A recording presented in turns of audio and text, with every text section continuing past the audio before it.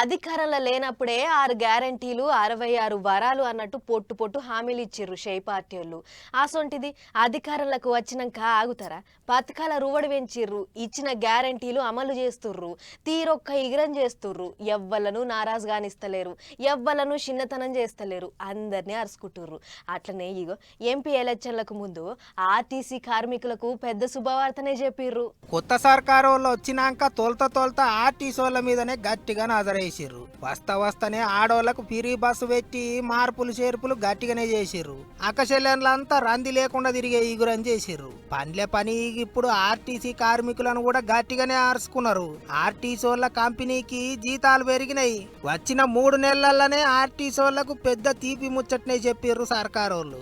రాబోయే కాలంలో మీ శ్రమ ద్వారా ఇప్పుడు ఆపరేషన్ లాస్ నుంచి ప్రాఫిట్ ఓరియంటేషన్ పోతున్న ఆర్టీసీ వల్ల మన సంస్థను మనం కాపాడుకున్నట్టయితే అందరం కూడా కలిసి గౌరవ పెద్దల యొక్క ఆదేశాల మేరకు 21% మరి ఫిట్మెంట్ గా దాని యొక్క ఇచ్చేటువంటి ఒక కార్యక్రమం నిర్ణయం తీసుకోవడం జరిగింది. దానివల్ల ఆర్థిక భారంగా దాదాపు పర్ ఇయర్ 418 కోట్ల భారం పడతా ఉందంటే మేము ఆర్టీసీ కార్మికుల యొక్క సంక్షేమం పట్ల ఎంత చిత్తశుద్ధిగా ఈ ప్రభుత్వం ఉంది. ఒకప్పుడు నష్టాలలో ఉన్న ఆర్టీసీ ఇప్పుడు లాభాల దిక్కు నడుస్తున్నదట. అందుకే జీతాలు గట్టిగానే పెంచే ఇగురం చేసిర్రాట.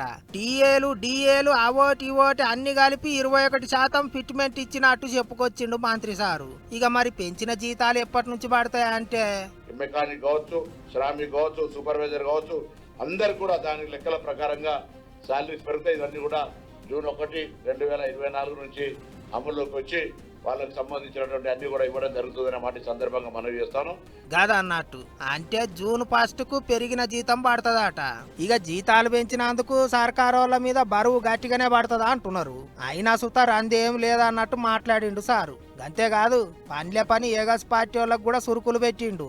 మేము మా గవర్నమెంట్ ఎన్నికలకు ముందు చెప్పినాం, మహిళలకు ఉచితంగా ఇస్తాం. మీకు ఇష్టం లేదు చెప్పని అడిగినాం. ఫ్లోర్ ఆఫ్ ది హౌస్ అడుగుతున్నాం. మహిళలకు బస్ ప్రయాణం ఇవ్వడం మీకు ఇష్టం లేదు చెప్పండి. కానీ ఆటో కార్మికుల శవాల మీద పేలాలు ఏర్పడి వాళ్ళు ఇంతమంది చచ్చిపోయారు, అంతమంది చచ్చిపోయారు. మీరున్నప్పుడు 15 రూపాయలు ఇవ్వలే, 15,000 రూపాయలు డిమాండ్ చేస్తా ఉన్నారు. వాళ్ళే నవ్వుకుంటారు ఆటో ఇంజన్.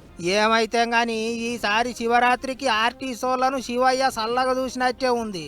అందుకే సర్కారు వాళ్ళ సూపు కూడా వాళ్ళ మీదనే పడ్డది. కొత్త సర్కారు వాళ్ళు అందరికంటే ముందుగాల ఆర్టీసీ కార్మికుల జీతాలే పెంచిర్రు. మరిగా తత్తిమ ఉద్యోగులు కార్మికులు కూడా మా సంగతి ఏంటిది అన్నట్టే చూస్తున్నారట.